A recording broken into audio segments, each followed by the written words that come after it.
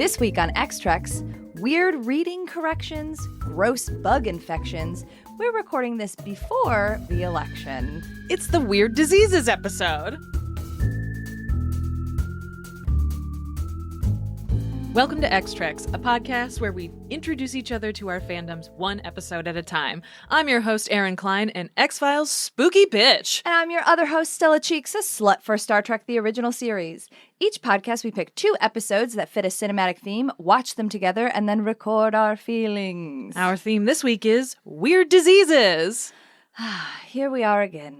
Forced to watch a Star Trek episode I would 100% prefer to skip, but the nature of our show forces us to talk about it. I literally wrote blah.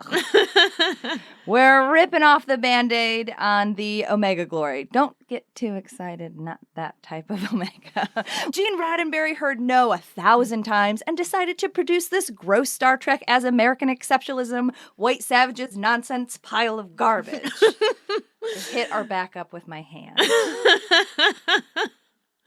And for the X-Files, we're covering Season 2, Episode 22, Emasculata. So you know how I constantly talk about how we aren't going to do any prison shit because they're super fucking boring? Well, this is a prison episode, and this is the one where Big Pharma kills a bunch of people with invasive pustule bugs, and also a couple of dudes die and escape prison, and the CDC seems like they're there, but then they're not. Anyway, Skinner's in this episode. Yay! Are you ready for Dig It In There, Mr. Spock? Always. Here we go. Jim, the crew didn't leave. They're still here. The Enterprise finds a seemingly empty Federation starship, the USS Exeter, orbiting planet Omega-4. When the trio and Lieutenant Tracy, aka this episode's doomed redshirt, beam over, they find a horde of empty uniforms filled with salt? A quick scan from Bones confirms that, yes, those little white crystals are in fact humans without their 96% water. Fact check needed. The crew realizes after watching a horrific log report of an officer dying that they are now infected with the crystal disease, I guess. But hey, they will survive if they go down to the planet. Convenient. The landing party beams down into a melee where a group resembling a traditional Chinese village are restraining 2 white people in what can only be described as spirit Halloween caveman costumes. Here they are confronted with Exeter Captain Ron Tracy, who explains that he had been on the planet when the disease ravaged his ship, stranding him there. But hey, this planet immunizes. I got there. You can leave it in. People to this strange disease as long as they stay. Here we learned that the men who look like us, aka the white savages, vomit, are known as Yangs, and they are at war with the Coms, the more advanced Asian society. Hey, y'all ever hear about the Cold War? I roll until I die. Spock is like, cool story, bro. Why the hell do these men know what phasers are, and what the hell have you done to this planet? Ron, not to be confused with Big Ron, deflects the question, but Spock is gonna Spock, and he and Lieutenant Tracy find evidence, via getting punched in the face a bunch, that Ron has been supplying the Combs with phasers. Though, how? There is no one there on his ship to beam them down. Where are the phasers coming from? Where are they coming from? Anyways. In direct violation of the Prime Directive. We're back in it, baby. Kirk is all, what are we going to do? But bam, Ron kicks in the door because he stays ready to deliver that evil monologue. Ron is like, look, I may be kind of sort of violating our most sacred law, but it's chill because the natives of this planet are basically immortal. And if we just figure out how they are immortal, everyone will forgive us for violating the big PD, because when we sell immortality in our post-capitalist society, we will be forgiven. Make it make sense. Ron lies to the Enterprise about what is happening to the crew and throws Spock and Kirk into jail while McCoy is sent to investigate the secret of their longevity under threat of death. But he gets wine, so good for him. Kirk engages and a hot lady bringing him snacks. Kirk engages in a fantastic battle with the Yang prisoners, complete with pithy commentary from Spock. Kirk says the word freedom, which is like a magical word to the Yang, so naturally Kirk is like, got this in the bag now because anyone who talks to me loves me, and he helps the Yangs break out of prison. But his sex magic ain't working today because the Yang man knocks Kirk the fuck out, for 7.8 hours. Kirk and Spock escape after his little Roman nap, only to be found out again by Queen of the Dramatic Entrance, Ron. Ron stuns Spock. for trying to make a communication device. And McCoy is like, bro, we are immunized. Fuck. We can't be sick anymore from this disease because we ate the food or whatever. And the population is immortal because they evolved to withstand this crazy-ass war. We can't bottle immortality, but we can go the fuck home. Unfortunately, Ron is a subscriber to the sunk cost fallacy, and he's like, no, we gotta get more phasers, and we gotta win this war. And Kirk is naturally like, nah, bitch, let's fight. During the ridiculous fight, they are interrupted by the Yangs, who have taken back the village. Here, the episode goes from bad to awful when Kirk realizes that Yang stands for Yankee and Com stands for communist. Cue the fucking American flag. The leader of the Yangs mangles the Pledge of Allegiance, which good old book with legs Captain Kirk is like, nah, let me do it. Ron, in an attempt to save his own life, denounces Kirk and Spock, claiming that they have been cast out of heaven, and points to Spock's similar appearance to the devil as proof. Because what the fuck is separation of church and state anyways? Constitution, Bible, potato, who the fuck cares? But hey, fuck all of this, let's just fight about it. As Kirk and Ron fight again, Spock uses his version of sex magic, which is just like to supremely eye fuck somebody, to get the Yang woman to use the communicator to transmit all of this fucking nonsense to Sulu, who is like, word, be right there. Then Kirk teaches everyone about the Constitution or whatever, and why America is great, and how the Constitution is for everyone, and then everything is fixed because of liberty or whatever, and Kirk eye fucks the flag, then bounces. Prime directive, see you in hell. Holy shit. Just that in their weird post-capitalist society where the Federation is more important than countries, who the fuck cares about America? Anyways, what did you think about this episode? Okay, listen. Before we started this episode, I asked you guys, you said it was really bad, and everybody... It is my second least favorite episode. Absolutely. And I asked, is this like the one where there's all the stupid fight scenes? And you both said no, even though this has a ton of stupid fight scenes. It has a ton of stupid fight scenes, but the vibe of this episode is bad. But I didn't know that until like the end. And so it's an enjoyable watching experience. And especially for the first time, I guess. Exactly. Yes. I would never want to rewatch this episode. But watching it for the first time with people who knew what was going to happen and I was just having the time of my life is like that episode with the fucking blue tunnel fights. Like, it's an enjoyable experience to do it as part of this like project. But yeah, it's a fucking crazy bad episode. It's so bad. It doesn't, okay, it's bad in terms of like blah, American exceptionalism. I can't say words today. American exceptionalism is bad. Also totally defeats its own thesis because it like makes the Constitution and the Pledge of Allegiance and the Bible seem like fucking jokes, right? So like it totally defeats its own thesis. It doesn't make sense within this in the universe of Starfleet and where Earth is now. Like again, like yeah, they still have countries, but there's not like this rampant nationalism. Do we know at this point that he's from Iowa? Because he is specifically from Iowa, right? Yeah, and Sulu's from San Francisco. Who fucking cares? Well, They're no, like, that's- I'm from a place, but nobody's like jerking off on the American flag anymore. Okay. That's the thing. Like, yeah, Picard's from France. Like, they still have countries, but they Okay. are a united planet in a united federation. Like, there are more important things in their society than countries.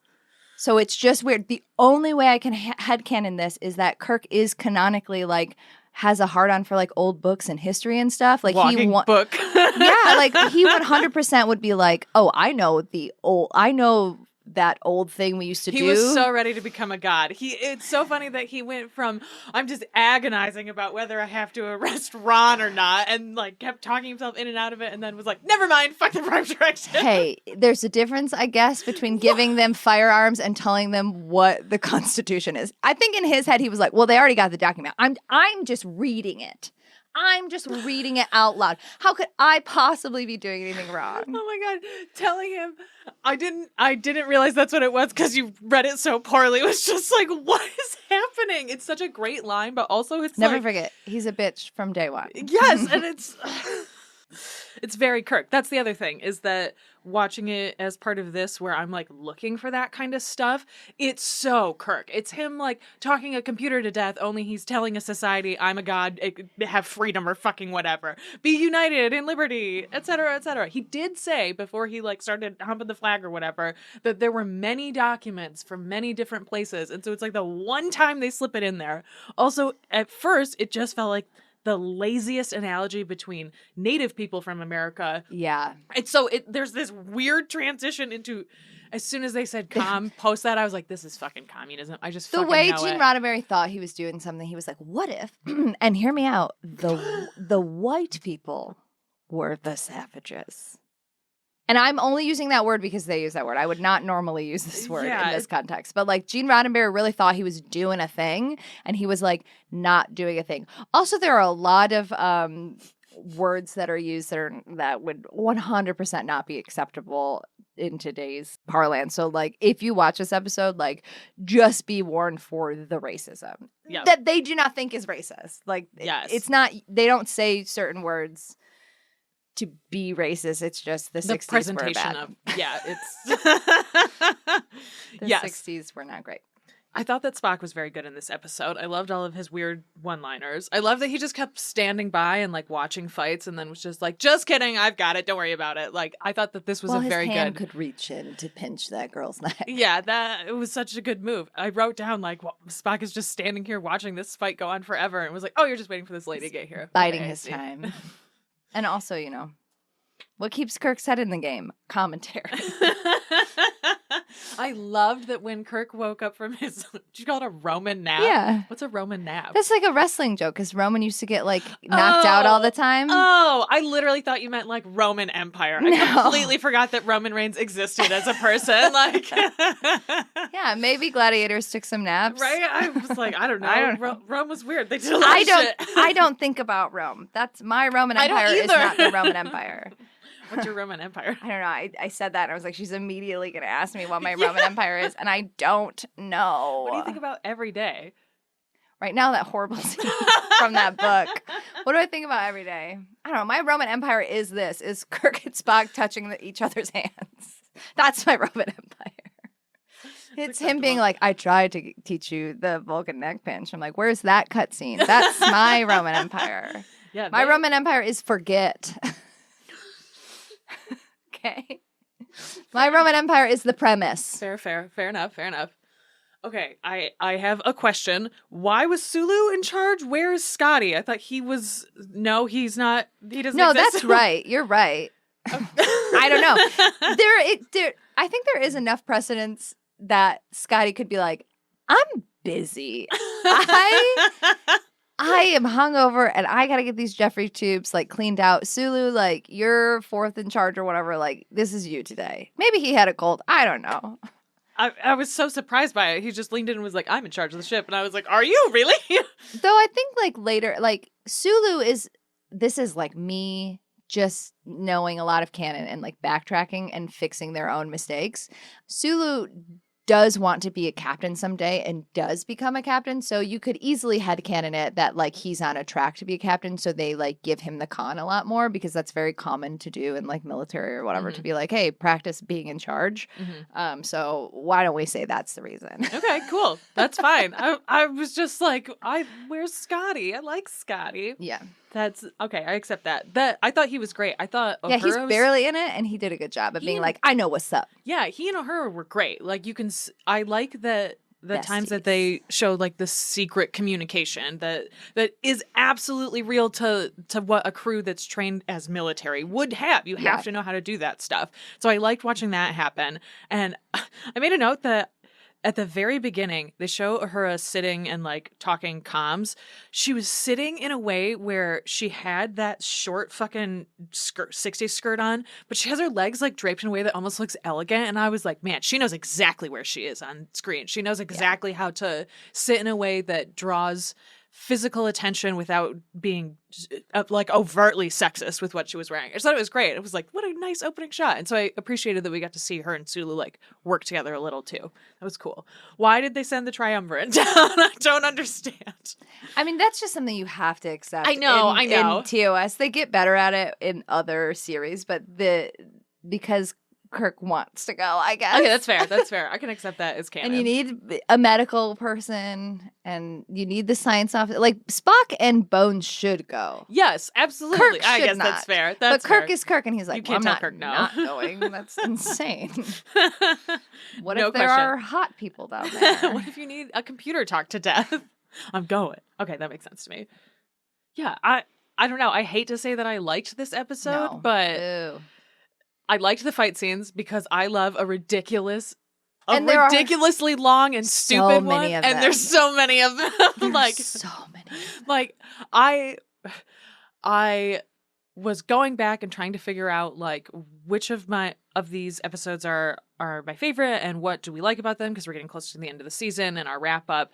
And I most clearly remember watching those stupid blue tunnel scenes because they feel so Star Trek to me. The episode's just boring to me. This one is offensive to me. Oh, this one's totally offensive. Again, once you get to the end, like, I don't want to rewatch this unless I stop. And, like, I might be okay with that actually watching and then just stopping it. So, I don't know. It's weird to feel like I liked so much of it. And part of it, too, is being here in 2024 where it does feel like a commentary on how fucking bad American exceptionalism is. And so it's also like... Except for then Kirk gets like a hard-on for America. I know. And like book on wheels or whatever. Like maybe that's... Book with legs. He doesn't have wheels. Whatever. He's not a cyborg. I don't know. Whatever. Yes, that's the thing, is the last part of it is fucking bad. I did like the transition between the terrible Americana music and that like Star Trek fight music where it would just be like duh, duh, duh, duh. And so the back and forth of that I also enjoyed, where it was like a tone setter for what scenes were happening. And so I enjoyed that. Also, one thing I took a note of, I love when Kirk decides that someone no longer deserves respect. Yeah. Like, I love that he went from saying Captain Tracy, and as soon as he found out that he was like Ramboing out and murdering like thousands of people, basically, he immediately started calling him Ron. And I love that. I love that switch. It's very... In Shakespeare, the way that thou is used, it's either meant as like a loving thing or it's meant like, you bitch, you're below me. And that's what it feels like, is that he's going from using the like formalized language because he sits in a position above him to immediately being like... he's one of the most respected. Blah, blah, blah, blah, blah. And so like to watch him immediately drop down into, I do not respect this person anymore, is also cool to watch. And like Shatner's good at communicating that also, which is cool. I mean, Shatner saying the Constitution, though, is one of the most It's examples of like bad Shatner acting, where it's just like he's really... Also, William Shatner's Canadian. That bitch is from Canada. He doesn't care. Oh man. All right, those are my thoughts. I hate this episode. Okay, here are some facts about this episode. This is one of those episodes that everyone universally is like, this is bad. This is bad. Like, I know.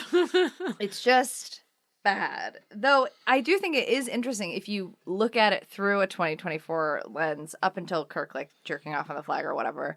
It does make the Bible and the Constitution and these like things that we in our society, or some people in our society, like make like overvalue, makes them seem like supernatural gobbledygook. Like it does. It makes them seem like we really put all this stock into these papers, that there are parts of the Constitution that have like really, you know, good points or whatever, but we there are people who are like fundamental like constitutionalists who are like, every word of this is true, and like that's not smart. That's not how human thought should work. Like, your logic is bullshit. Spock would not approve. So it is interesting to watch this society like really live and die by these like, you know, these words, but then Kirk's like, oh, liberty. But at least Kirk is like, this is for everyone. You got to be nice to everyone. Yeah, like as a use of a god. But Yeah. again, it's like a huge violation of the Prime Directive, because that is how their society naturally is. And he's like, I'll heal them. I will save them. Kirk loves to heal with his fucking monologues or whatever. The thing that I found the most interesting about this episode in terms of like production, and I kind of hinted at it, but like Gene Roddenberry was told no about this episode so many times. This was supposed to be one of like the first like 3 produced. Can you imagine if this one came out like not end of season 2, but like beginning? It is so wild. And NBC was like, this is not a strong concept. This is not well written. Because Roddenberry wrote this one. He had some weird fucking hang up about this one. He really thought he was doing something. He really thought he had like some sick commentary on like communism and racism and like whatever. It just doesn't make sense to me for somebody who's all like, let's get to a post-capitalist society. Let's get to, you know, to a place where we're like one like united planet, to then have this weird American exceptionalism where it's not having a commentary. I think his in his brain, his commentary was like, no, but Kirk says, you know, liberty is for everyone. And it's like, okay, yeah, but like we don't need the Constitution to tell us that. You didn't have to jerk off on the American flag about it. Like that could have been part of your like whole United Planets bullshit. Like Kirk could have given a monologue like, we moved past this. This piece of paper is dumb. Like, I mean, obviously not 1968 or whatever, but like it's just not doing what he thinks it's doing. And then when it comes to the like racism in it, it is not doing what he thinks he's doing. Because he's like, okay, well, hear me out. What if we make the like the white people, the like underdeveloped society, blah, blah, blah. But then at the end, the like white people like triumph. And then the Asian people in this are the bad guys. And then it's like, you're not telling a story. Like you could have told the story. You could have been like, yes, you know, people who are oppressed do have a right to like overthrow their oppressors and blah, blah, blah. But then it just turned into like white exceptionalism at the end. And it was so wild and doesn't make any sense. And then they throw like biological warfare leads to immortality. Like this is the weird diseases episode. Okay. So like technically like that is the MacGuffin to get them down to this planet to like talk about America. But it just like the disease is Americanism. Yeah. There's a book called Star Trek and History Racing Towards a White Future. We've talked about it before. I haven't like totally read it, but it's basically talking about like the moments in Star Trek where it's like they were trying to do stuff, but like here's where it fails. And like one quote that I thought was really good from Bernardi's book was, the Omega Glory is not, however, a counter-hegemonic episode. In fact, the episode not only reveals an unwillingness to be critical of the hegemony of racist representations, but also systematically participates in the stereotyping of Asians. And yeah, that's exactly what happens. Like that's very succinct, like this is bad. And then the Yankees. Oh, man. Kill me. Yep. Right before it happened, I was like, oh, Jesus Christ. Here we go. It's so dumb. I think another, a quote from Michael Chabon. I don't know. We've talked about him before. I don't know how to say his name, but he says, all they needed was Captain Kirk to come and add a little interpretive water to the freeze-dried document and the American way of life could flourish again. Oh, it's bad. It's bad. It's really bad. It's really bad. But back to the like Roddenberry stuff, the thing, so he wanted to do it in that early season and then he wanted to do it again. And they were like, no, dude, you can't do this episode. We don't want you to do this episode. And then basically I think he knew that they were getting canceled because this is season 2 and it's season 2. I think he was like, fuck it. I'm going to do it. I want to do this episode. So I'm just going to do it. And then this is wild to me. This is wild to me. This bro, Gene Roddenberry, who just thinks he's the best guy, he submitted this episode for an Emmy. He did not. He did not. This motherfucker. No, he didn't. Out of all of these episodes, what the fuck? Out of all of these episodes, some of the best episodes in television exist in Star Trek, right? This is the one. This one. This is the one you said. This is the Emmy. This motherfucker could not hear people say, Gene, this one's bad. He was like, no, you guys just don't get it. You don't get my vision. I'm going to do this and I'm going to be proven right. Well, you dumbasses are going to have to look at my Emmy. He was wrong. Bro thought this deserved an Emmy. It did not. The reasons I liked it is because it's bad. Like, not the American exceptionalism that happens in, like, the last part of the episode, but, like, the very Star Trek nature of it at the beginning is what I like. But that's not good for like an Emmy, not purposefully. I hate it. It's so dumb. It's so funny. You may have noticed that Ron was wearing the wrong insignia on his shirt. That was just a donk up from the costume department. And then they were like, we noticed it too late. They noticed it while they were like editing it. And they were like, somebody put it in the show Bible that this is what they wear on their shirts. So I think that was just like an interesting backup. But he was technically like higher ranked, blah, blah, blah. You could have just made something up about it. Also, Ron sucks. Who cares? Humans are made of 70% water, not 96. McCoy. I looked it up. I was pissed. I was like, this is Maybe they fake. evolved. I don't know. I don't think they evolved. No, I don't think so either. But it's been a long time. I don't know. There's actually like a lot of dumb facts about this episode, but I hate this episode, so I want to stop talking about it. The last thing I want to talk about is I thought this is really funny, or not funny, cool. I don't know. At the end of this episode, NBC announced that Star Trek would be renewed for a third season. During the closing credits, and the announcement, it said, Star Trek is going to be renewed, blah, blah, blah. And then at the end of it, it just said, please do not send any more letters. Because Star Trek came back because of a massive letter writing campaign. And I think it is incredible that they were like, you did it. Stop. You got your wish. Oh my God. Please stop. That means that these execs got so many letters that it disrupted their life so much that they paid money to put basically an advertisement at the end of the episode to be like, stop. You horny ass women in your houses, you gotta chill. Okay? You did it. Power to the people. America or whatever. Stop writing letters. Which I thought was an amazing Every fact. time I hear any story about the Star Trek elders women, every single one is incredible. Yeah. I love it. Just letter bombed them. Yeah, good for them. Letters work sometimes. They do. Postcards are effective. Do you have any other thoughts about this trash fire of an episode? Again, I really enjoyed watching it as part of this project, but I do not ever want to watch it again, I don't think. Yeah. Yep. I want Bobby to tell me no facts about this episode. That's how much I don't want to know about it. Okay, great. Great. We'll just skip that whole section. Are you ready for synopsis showdown? The real disease is America.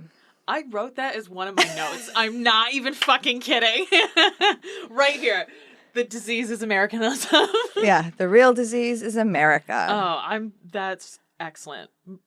This was an episode about how great America is that was really bad, but the fight scenes were incredible. Very America.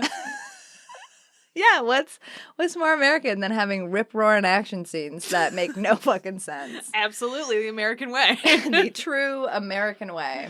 Are you ready for Mulder, It's Me? Mm-hmm. Okay, cool. Let's do it. Good luck. Thanks. I thought this was about escaped prisoners. It is. Then who are the men in the funny suits? I don't know.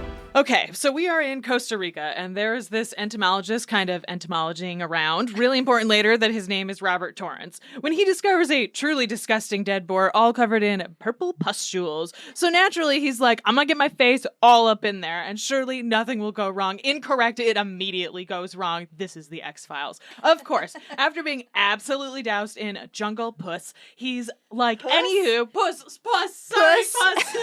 Sorry. I'm sorry, what? I fucking wrote that in my notes and was like, I'm gonna pronounce this incorrectly. And then you almost knocked I over know. a computer I'm sorry. mouse. I was so surprised that it came out. I wrote it phonetically. Jungle Puss. Jungle puss, whatever. Jungle Puss. Pause. Anyway, he's doused in that. And anyway, he goes back to camp. And wouldn't you know it, by end of day, this man is like hurting and calling the army, and they do not make it in time. Meanwhile, down in Dinwiddie County, Virginia, a prisoner with the exact same name as the now very dead entomologist receives a mysterious package of meat. You know, a thing you could absolutely get into prison, no problem. Anywhere, there are pustules on it, and also it's truly disgusting looking. He also dies. 2 dead Robert Torrances. Anyway, okay. Then what I can only describe as some true Three Stooges shit happens, where the 2 inmates sent to clean his cell, Paul and Steve, LOL, they're not people, I guess, who cares if they die? Gross. Are like, you know what? Deuces, and literally hide in the laundry cart to get out of prison, because apparently prison laundry hampers like regularly weigh several hundred pounds. No one notices. I don't fucking know. Scully literally just says it as they're walking down the stairs. Naturally, The feds are like, you know who we need on this, like, prison break case? An actual fucking doctor, probably, and I guess she can bring her ding-dong boyfriend with her. You know, relatable, I guess. Of course, they do not tell them that that's why they're calling in, so naturally they are like, what the fuck? Why is the CDC quarantine happening? And Agent Dr. Danny Scully is like, you know what? I'm gonna jump face fucking first into the quarantine zone, ready to die for science at any fucking moment. She discovers quickly that there is a crazy fucking disease on the loose across the whole goddamn prison. The theme. Mulder, on the other hand, is like, follow quarantine later, nerds. I'm going after the escaped felons. I don't know. I guess this is still when they were like, he's a profiler. He can like hunt people, whatever. He's off into the night to get in the way. Scully stumbles on the most X-Files shit and finds like a pile of dead bodies ready to burn in the incinerator, a thing that was very popular in the 90s. And again, in the most Mulder way possible, decides to just open the bag and start like interacting with the dead body. I don't know what the fuck she was thinking. Anyway, so the second CDC guy, Dr. Osborne, is like, stop, no, don't do that, our secrets. And predictably, a pustule explodes all up in Dr. Osborne's face. Oh no, whatever. He's just covered in puss. Covered in puss, you know. That's how it works. Listen. No. Okay. So then he just like walks away after that. I don't know. I guess they don't care. He runs away. He's just like, deuces, see you later. Scully does some like actual detective work. There is quite a bit of detective work in this one. You know, shout out to that, I guess. Anyway, and she traces the package back to Pink Pharmaceuticals. It turns out they are the bad guys, unsurprisingly. And Dr. Osborne has been working with them to research a dilating enzyme produced by the insect. And, you know, like, totally worth all this bullshit, surely. But, uh-oh, Joe. The insect has a parasitic life cycle that, like, kills its host. You know, super normal stuff. And so Osborne claims that Pink deliberately introduced the insect and contagion into the prison. It's like, you know, a super cool experiment because it's a contained zone, I guess, and they're not people. Again, I guess. Scully explains later that it's because there happened to just be a guy there with the same name as the first dead Robert Torrance. Bad luck, I guess. And anyway, that guy is dead and soon dies. Anyway, whatever. Meanwhile, again, the fugitives, Paul and Steve, murder a man, steal his camper van, scare the shit out of his wife and children, and then they, like, stop at a gas station, they knock that dude out, they steal his car, and then, of course, Mulder is there. I guess his senses drew him there with the CDC, and he watches them whisk him away. Definitely gonna die. Scully and Mulder, they have an interaction.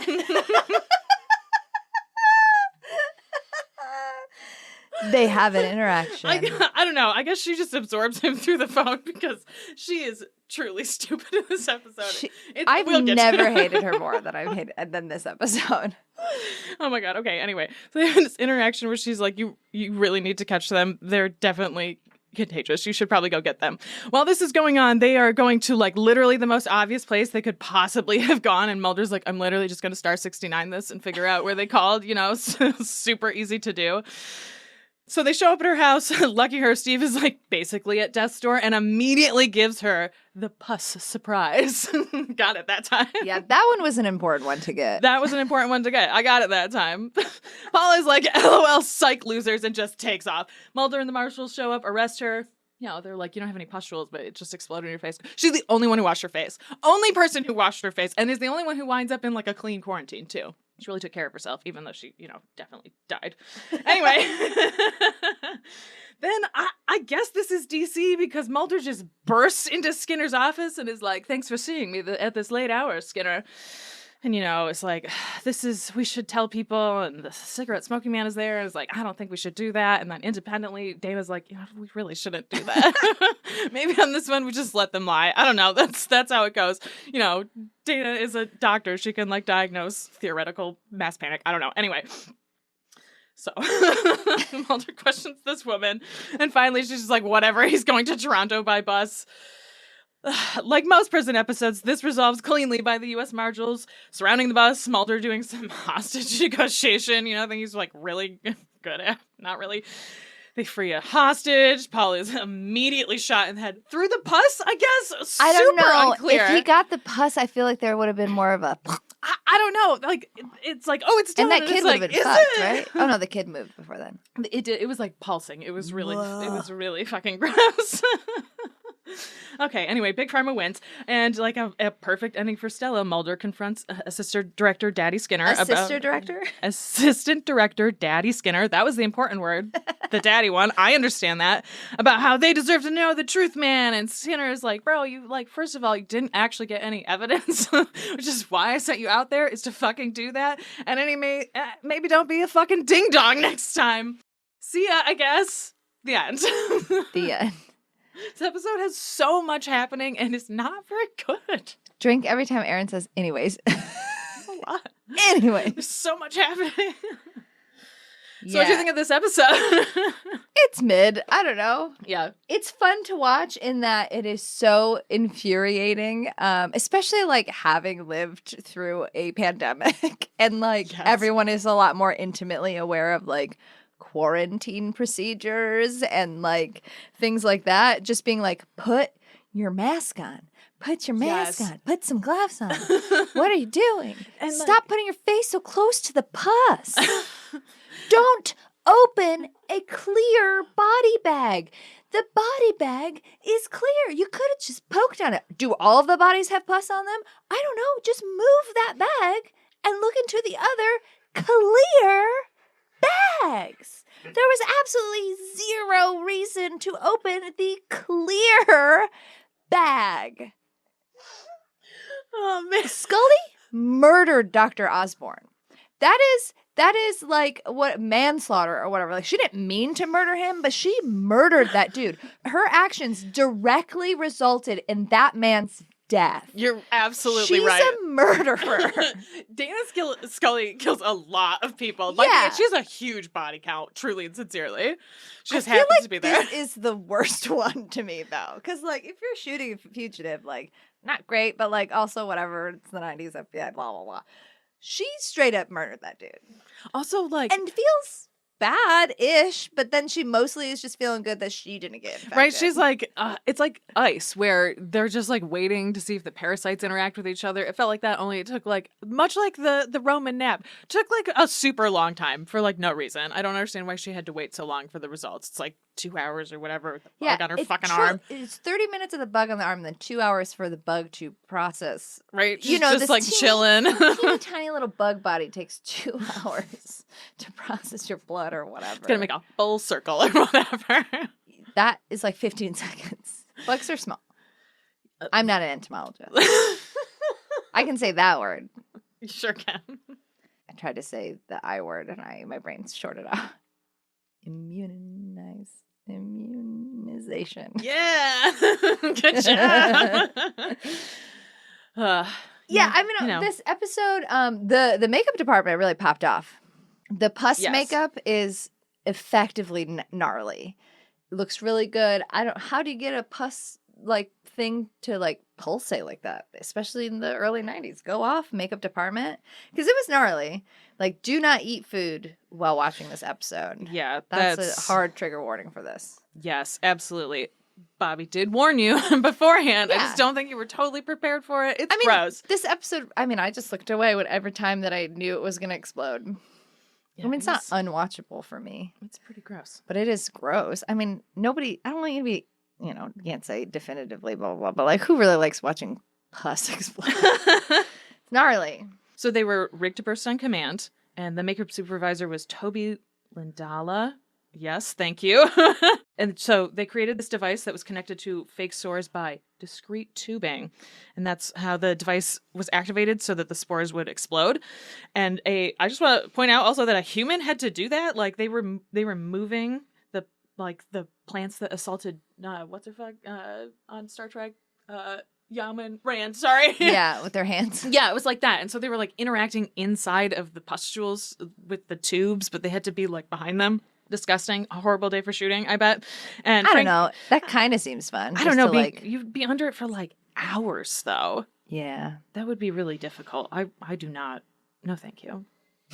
There's we're coming up on another one of It those sucks episodes, when too. really good like makeup or effects are in like a super mid-ass episode. Yeah, Because Frank- you're like, you guys really deserve a lot of credit, but like a lot of people probably skip this episode. Yeah, and Frank Spotnitz said that he felt like the exploding pustules were ridiculous because they were too over the top. Which on one hand, I feel like the only one that really does that is Paul on the Toronto bus. Like that one's ridiculous. That one is obviously pulsating and looks like it's about to explode at any moment and is pretty dramatic. But Yeah, there's the other that- ones, the one on that guy's neck right next to Scully's fucking face for some reason, Wild. over and over and over, like that one actually looked more accurate, and I liked the way that those ones looked. I would say too, though, that like I disagree because if any of them are gonna pulse like that, it should be the one in the scene that needed the most Yes. tension. Like, because that little kid was right there, and you're like, is that little kid gonna fucking die? Like, because it was just ready to go off. Mm-hmm. I mean, it's a human in there. They knew their timing. What else can I say about that? Yeah, I thought the makeup was great. Yeah, it was. Any more ridiculous than anything else that happens. It's wild to be like this. A bridge too far. On the X-Files. In the same season as the Chernobyl shit monster. So really wild take from Spotnix here. Real Oh my hot god. to trot take. Hilarious. Yeah, I don't know. This episode, the quarantine stuff is just rough to get around, especially because like a medical professional should be bad. At least it's at least we find out that the CDC is not the CDC, it's pharma. So it's like, Right. okay, you guys don't actually know quarantine procedures very well, blah, blah, blah. But it feels like Scully should know better, but whatever. Right, we're like 22 episodes into season 2. Like, she has done a lot of She did quarantine an shit. at the- elephant autopsy. Right, like she understands how, and she's like wearing a mask a couple of times. then and, she like, immediately just rips it off. takes it off. Like, I don't know. It's like those people in like who would wear a mask and then would talk to you, but then remove their mask to talk to you and be like, ridiculous. stop, just talk louder. For real. Just open your mouth more. Oh man, I wrote in my notes, why does Chris Carter hate the CDC? Because I feel like all the time he writes them as like bumbling idiots who don't know how Well- to do quarantine. Which, like, you know what? Maybe Chris Carter is right sometimes. I don't know. Don't put in the newspaper that I said that. Don't take that away from Oh, this man. episode. Okay, this is like sort of a mythology episode, sort of a contained episode because the cigarette smoking man is in it, and we get a lot of exposition. And with- you get Skinner being like, I'm literally trying to keep you guys alive. And, like, this is- I am here. What is the line he said? I definitely wrote it down. Where do you stand? And Skinner says, I stand right on the line that you keep crossing. yeah, yeah. And he's like, I'm telling you as a friend, you gotta fucking chill. Like, I know you think I'm the bad guy, but like, I'm literally your last line of defense. I'm a good guy. Stop. And Mulder's like, whatever, Dad. My favorite part is Mulder was like, we gotta let the paper know. We gotta let them know about the cover up. I am gonna let Skinner know that I'm gonna do this first, though. Like, bro could have just really shit to the paper. And then he was like, I'm gonna run it. I'm gonna run it by Dad. It's like, I like too that he's like, I wanted you to know before you see it in the papers. And it feels like he's already done it. He's like, but I just wanted to make sure that you're not going to be like mad at me, maybe. It's like when you know you have a bad idea, so you like run it by a lot of people just so you can hear it. Unlike Gene Roddenberry, Mulder was ready to take the L. When is Mulder ever ready to take that? I don't know that that's true. You run your bad idea in front of people, and then you're like, okay, maybe. I guess I don't have the evidence. Man, he's Mulder. Mulder doesn't Mulder that much in this episode. No. Scully Mulders like the entire goddamn Mulder was episode. doing like a pretty good job at being a cop. Yeah, they actually Mulder's both do. only a good cop when he confronted with bad cops, and he's like, "Oh, I got to do my job." He just hates mostly to show you up, like because He you're ha- bad. He hates cops in the same way that Kirk hates computers. He's ready to destroy a local cop. He's like, you know what? Nah, this is the only time I want to pull rank as a Fed. Otherwise, I'm a cool Fed. I'm like, cool, but Would it surprise you to know this got mixed reviews? no. I wrote down a bunch of quotes. A good idea is tainted by plot holes, as gaping and disturbing as the pustule boils you'll be treated to in this hour. And Zach Hanlon, you know, our favorite guy from the AV Club, we mention him all the time. Yeah, he writes good reviews. I know, he really does. It's nice that he has Zach, such if a... you want to come on this podcast, Oh my God. open invitation. Absolutely. Bring I would- Emily. Oh, man. Absolutely. They wrote that book together. What? What? I didn't say anything. No one is looking at Stell right now. No. No one is looking at Stell right now. Look at my lines, jeez. He did like it. Zach Hanlon liked it. He praised the way that darkness was handled with which a tense, gripping mini movie, which I agree with. I really liked the scene where they were like talking about the Three Stooges shit. It's shot pretty good. It's shot very cool where like the pupils of the one guy's eyes, I think it's Paul, it's Steve? Yeah, it's Steve, the one not with the girlfriend. All you can see is the white circles in his pupils, and then he like steps out and you get the full reveal of his face. And then the way Paul is shot where it's like a side profile and he like glows in it. Yeah. It's too nice for this episode. That's part of why it's Production weird. is really good on this episode. Across the board. Even the costumes, like Scully's wearing cute ass outfits. Oh my god, that top is so good. She looks so fucking good. Yeah. Yeah, it's just the writing that failed. Yeah, and like Robert Sherman said, it jogs along at a merrily pace as simple as a Contagion story until it takes a left turn and becomes a thoughtful analysis of disinformation on cover-ups and the public right to truth. And like, yeah, that's basically what it is. It sort of does a rough turn like the Star Trek episode where you're like, we're chugging along, we're finding about this CDC. Oh, nope, it's okay, it's Big Pharma, never mind. It's the Smoking Man. I will say a thing that this episode does well, doesn't go far enough and blah, blah, blah, but like it is a pretty scathing indictment of like the prison system. The prison system and Big Pharma in a lot of ways too, that they're willing to use a population like this as fucking guinea pigs. I mean, even just not even the guinea pig part, but the part where they make the prisoners clean out or infected prisoner cell. Absolutely. With no gear on or whatever. That felt very America. Yeah, absolutely, 100%. Maybe the secret theme of this episode is America is bad. Weird diseases, psych, it's America is bad. Yeah, sort of. Yeah, this one at least is a like purposeful indictment of that. It like understands that that's the message that it's trying to say mostly. What it should be saying is quarantines should be maybe, like followed. Yeah, jeez, oh Pete's, wear a mask. All right. Also, like, dead ass, if you get on a bus, I don't care how bad you want to see your uncle in Toronto. If the guy you're sitting next to has a giant pus boil that's moving on his face. He's not even trying to cover it. And not he's trying to cover it. sweating and shaking. And, like, it's clearly not just like, oh, yeah, I have this infection. Or, like, I have a really bad ingrown hair or whatever. It's like, this is an active infection. Get off the bus. Your mom's right there. Just get off the bus and be like, never mind. Get a 2:30 ticket. Like, get a different, like, get off the bus. Nothing is worth sitting next to that man. There's a lot of common sense. And he walks, not being followed in this episode. He walks to the bathroom too, and so like everyone would have seen his face, and all of those people chose to stay on the bus until the federal marshals were like, "Get the fuck off the bus." By federal marshals, I mean Mulder coming onto the bus and immediately drawing his gun. At least it's only contagious if it explodes. So like all those people were infected. That's true. Federal marshals ready to sacrifice them at any moment. Yeah, of course. Cops are bad. That's how cops work. Okay, well, I have some other stuff. I don't care. That's the end of this episode. Excellent. Are you ready for Synopsis Showdown? Yes. No, I'm not. Never is. Here we go. No, I am ready. I didn't even realize it. Okay. Pharmaceutical companies will literally murder you with bugs. Mulder and Scully are the luckiest fucks in the entire world for not getting infected with an extremely contagious and obvious plague. There you go. You got it. And now it's time for... Deep Throat's Mission Logs. That's the title of the segment. Did you know that? I didn't. Thank you. Don't they have a rest? Not that I have observed, Captain. Of course, should they wish to do so, one could always rest while the other keeps you occupied. Thank you, Spock.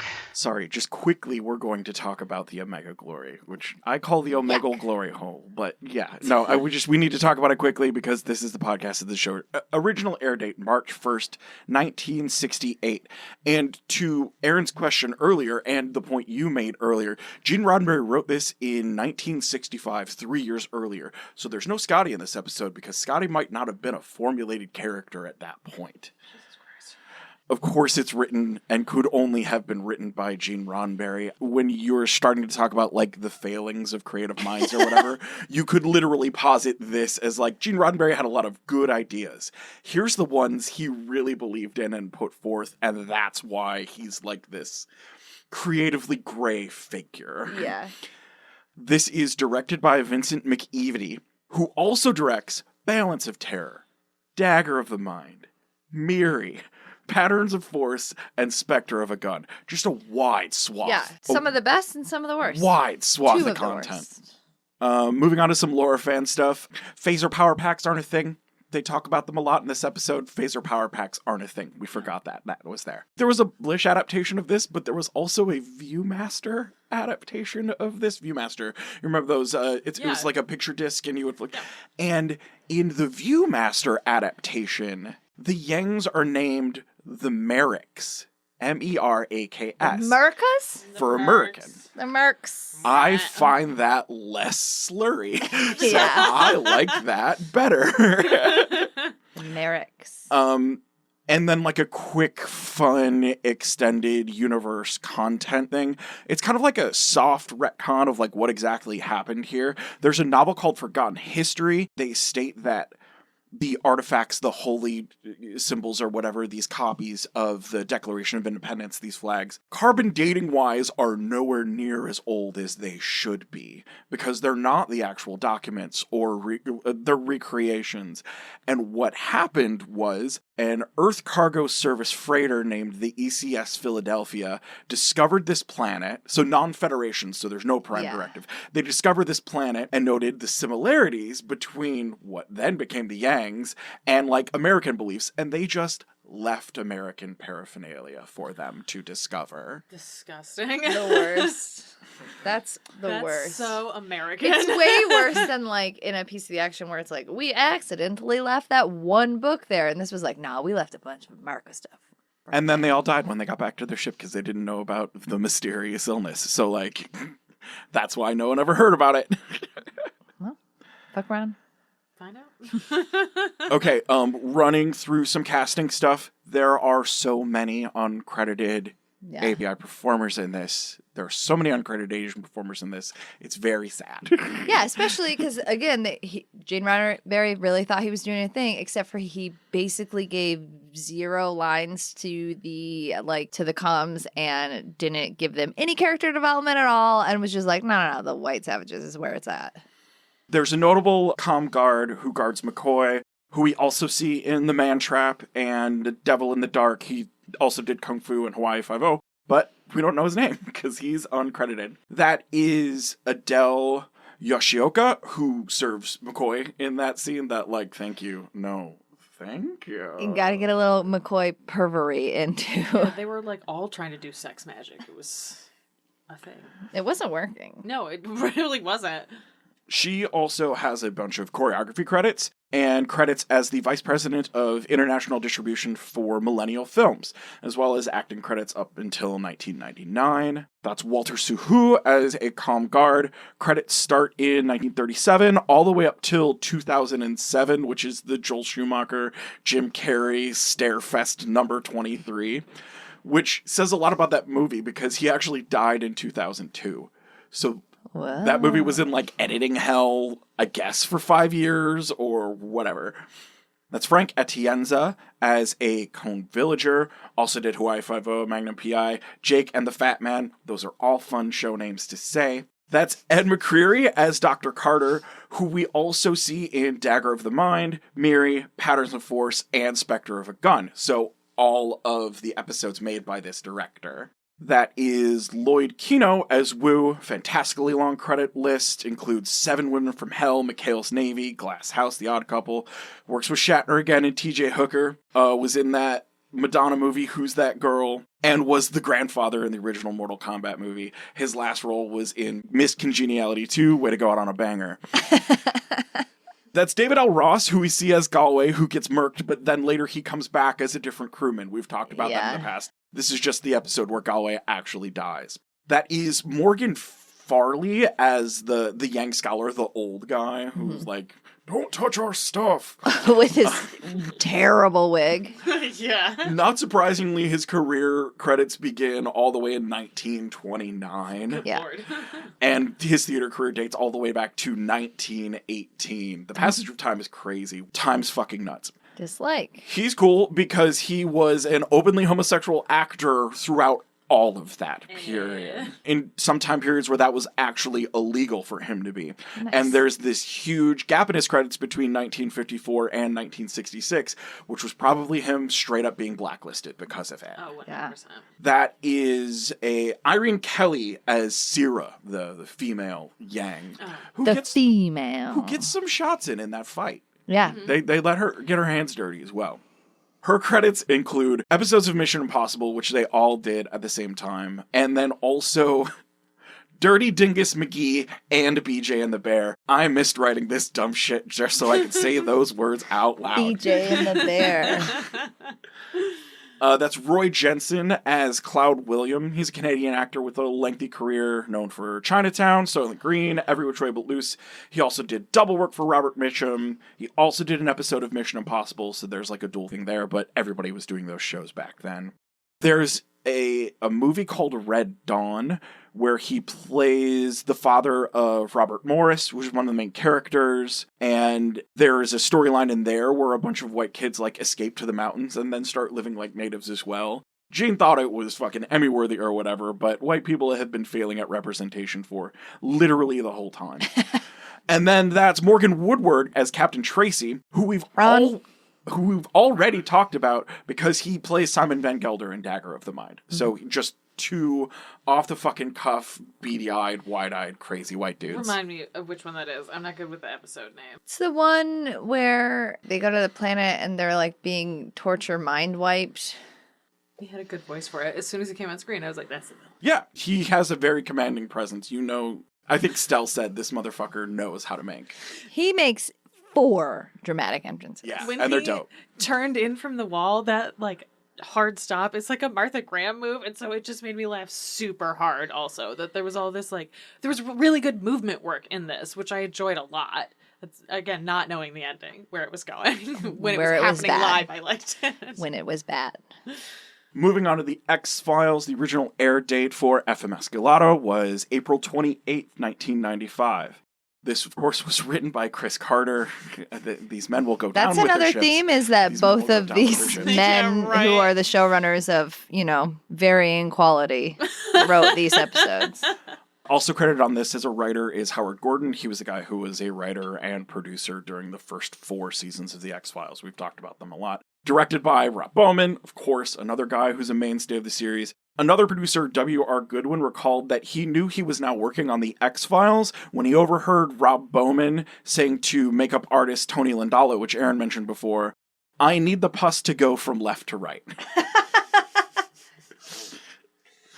I mean, details, it's all in the details, I guess. Moving on to some casting stuff. The bus kid's name was Mike's Ferguson. He did some Highlander and Poltergeist the Legacy and Outer Limits and other horror TV shows. Jude Zachary is Winston in this in an uncredited role. We also see again in Musings of a Cigarette Smoking Man. That's Bill Rowett as Robert Torrance, the doctor. His face sparks something in my head, and I still have not found what it is. He did 4 episodes of Are You Afraid of the Dark, which I think might be what it is. That must be why I recognize him. Some episodes of Crow Stairway to Heaven, also in Heist and The Human Stain. He's done a bunch of French films as well. Small character in this, that's Chilton Crane as the mother of the bus kid. Bus kid. Bus kid. We also see her play Margaret Homan in Miracle Man, which I was like, did we watch that? No, we watched The Rain King. Yes. Very, very That's similar. a good episode. Yes. She's also in the 2-parter Tempest Fugit and Max. Also in Final Destination 2, Once Upon a Time, V, Smallville, some Hallmark Christmas movies, episodes of Coal Squad, Trisha on the L Word, Susan on the 4400, and 4 episodes of Supernatural. Season 2, she's Miss Tanner in The Croatian. Here we go. Season 8, she's Mary Lou in Southern Comfort. I know the Croatia one because that's the like Oh, no, the Croatoan. That's my bad. the Croatoan because it's their whole like it's their demon blood plague. Great, okay. And then in season 14, she's in Gods and Monsters and Mariah as Miss Klein. Getting that work in Canada. Absolutely. Moving on to the other Torrance, Bobby Torrance. That's Kim Kondrashoff. He's another Canadian actor, also in Time Cop and Bird on a Wire, some MacGyver. He also played John in that Drew Barrymore version of the Amy Fisher story that was like a big deal when it came out because it was kind of Drew Barrymore's like grown-up actress re-entering Hollywood. I'm old. Also plays Angry Guy in the Lone Gunman episode The Lying Game. Angry guy. That moves us to Alvin Sanders, who plays the bus driver, who Stell noticed right away from an episode of... I forget what you said. Elementary. Yeah, of Elementary. Okay. Because he has a really long career. I think. Yeah. He's also in the X-Files episode Fallen Angel, where he plays Deputy Sheriff Jason Wright. Of course, now he is widely known as Pop Tate in like 71 episodes of Riverdale, so he was a main cast character in Riverdale. He's also the Angry Boss in Hot Rod, Lewis Thompson on Resident Alien, and a bunch of voice work, including one of the most prominent voices for the Transformer Demolisher on Energon and Armada, Blaster on the Double Dragon series, and... so fucking cool, he voices Mr. Popo in Dragon Ball Z for like all of Dragon Ball and Dragon Ball Z. A bunch more voice work and stuff in there. Oh, if he's still alive, then this is not the same guy that I'm thinking of, because that guy is definitely dead. Gotcha. But he was on Supernatural. I'm looking right now. He was on Supernatural. That's John Trench's Oh, Steve. he's in the racist truck episode. Oh, no. He's in Route 666. I missed that. So yes. How could you? Yeah. Sometimes I get blind to that word because I see it so often. Steve, one of our gruff, the first escape prisoner that dies, he's played by John Trench, comes from a theater heavy background, but of course he's played a lot of like gruff action movie guys. He was also another inmate character in The Tooth Fairy, starring The Rock. Nice. Bunch of action flicks, but also Brokeback Mountain, Sanctuary, Lost Girl, and has additional voice credits for 65 episodes of the Sonic the Hedgehog cartoon. I think I recognize him from Brokeback Mountain, actually. He's I just reread that book. That's part of why.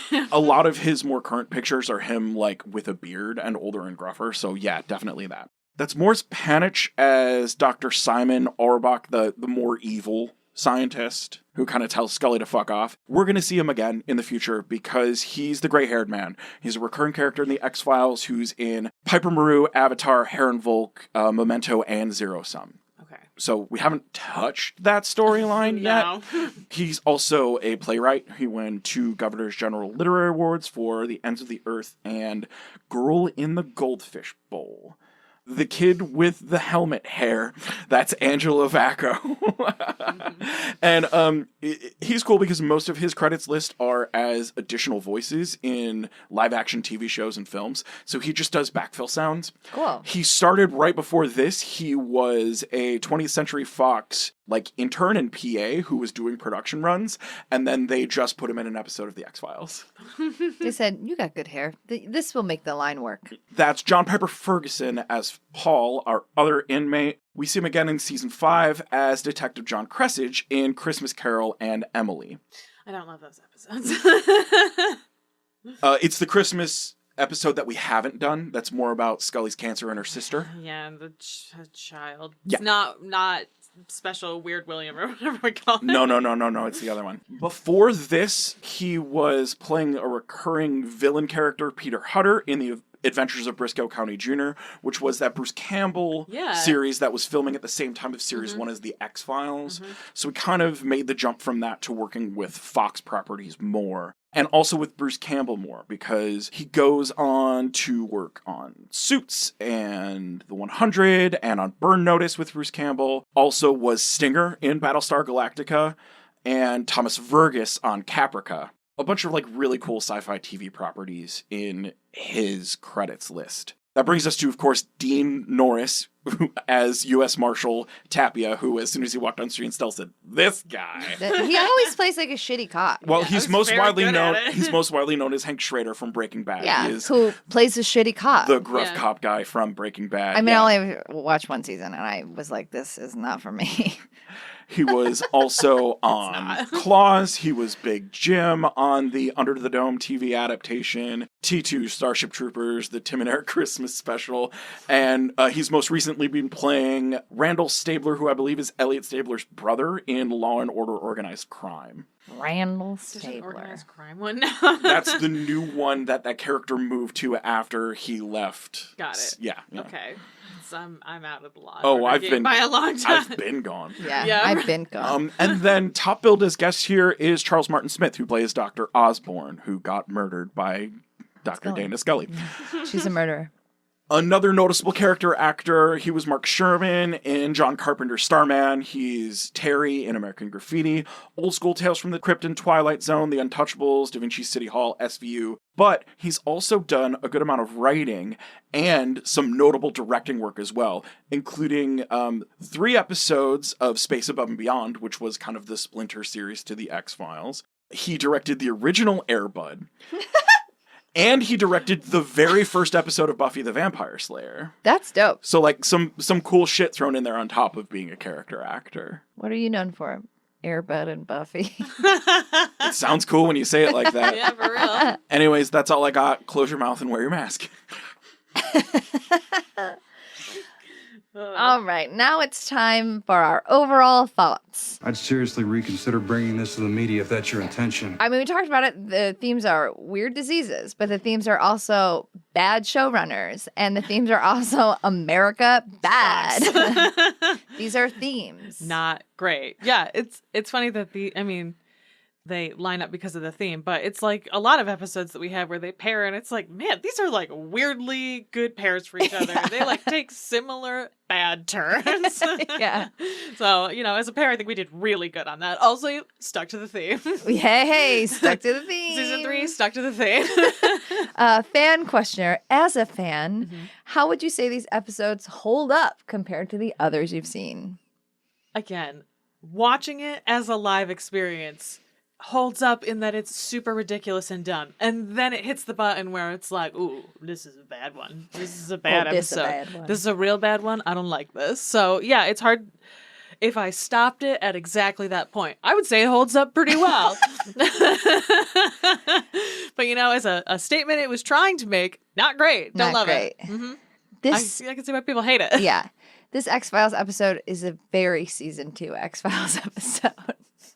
This is my final, because I think we've talked about this before, but like episodes that I can watch or I've been cleared to watch. So I think this was the final episode in season 2 that like, because I watched all the rest of them, feels like a very season 2 episode.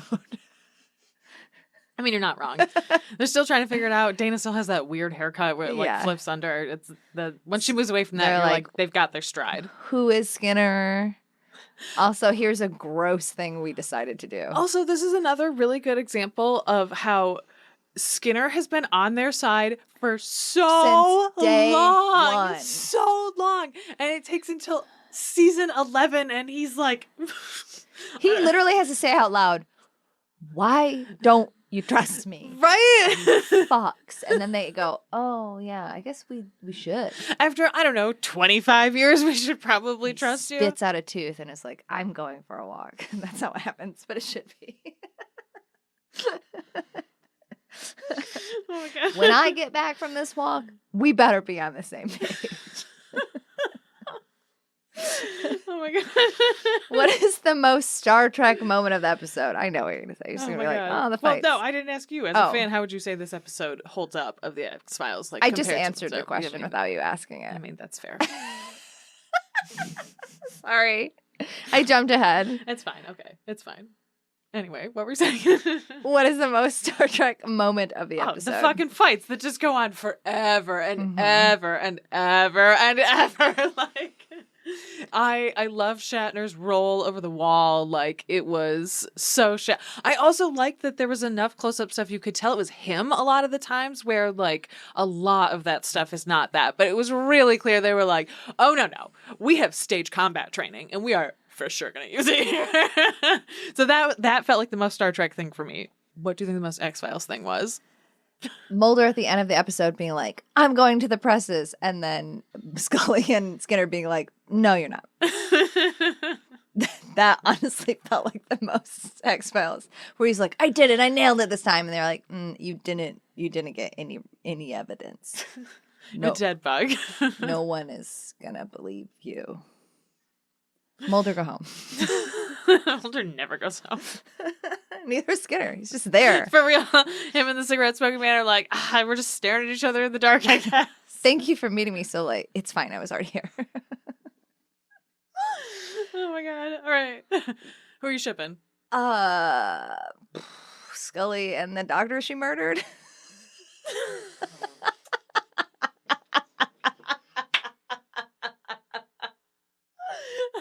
I feel bad for Dr. Osborne. Just give it to him. Just let him have it. Just let him have it, Erin. Let him have it. He got murdered by her. She could at least flirt a little. And she kind of does. Oh my god, what that guy that has a crush on her and then literally dies for her. She's like, I don't give a fuck about him. I should care about Dr. Osborne for him. Oh my god. Who are you shipping? Okay, first and foremost, I want to say that for the X-Files episode, I'm actually shipping Skinner and Mulder for that one. Yeah, I like that they had a bunch of moments, like the, what side are you on? I'm on the line, whatever the fuck it was. Standing on the line, you continue to cross. Right? And they were like all up in each other's shit, and I was like, okay, Also, I kind of get it here. Skinner was doing a lot of like mouth-based acting in this one. He's very good at that. Pursing his lips. Your favorite. He's so hot, you guys. I don't know. It's just like primal with me. There's something about that man that in my body physically reacts to. I'm just like, I like lean forward a little bit more and be like ready to pounce. Oh my god. On sight. But not to fight. Again, no, we understand. You did not need to clarify. Thank you. Oh my god, okay. For Star Trek, I'm shipping Spock and Kirk. I love that when Kirk woke up from his Roman nap, his first instinct was to be like, Spock, where are you? Speak to me and keep me awake. It was just very like, oh my, okay. Also that through a wall. Also the scene where Spock brings in the like lieutenant who's been gravely injured. The moment Kirk sees that Spock got punched in the face, he like drops that dude and is like, are you okay? You okay? And Spock's like, yeah, I'm fine. He's like, you okay? I like when Tracy said, take him away or whatever, and before I burn his friends to dust. And I was like, ooh, that's dramatic, but also a really good threat. He was a dramatic man. It's true. Is this episode a fuck, fine, or flop? I mean, you got to do whole episode. It's a flop, obviously. Yeah. Gross. Yeah, Americanism is bad. Yeah. The X-Files episode is fine. Yeah. There are good parts. It's one of those that like... It's not unwatchable. Yeah, the parts are like better than the whole. As a whole, it's like a fine episode. But it did not fill me with deep rage like the Star Trek episode. Well, that's good. Good to know. All right. Well, anyway, you can find us on the internet. You can follow us at NYD Productions on Instagram and interact with the show using the hashtag XTrexPod. You can find me at NYD Urgency on Instagram. You can find me on Blue Sky and Instagram at Stella Cheeks. And you can find me on SoundCloud at Chernobyl Shit Monster.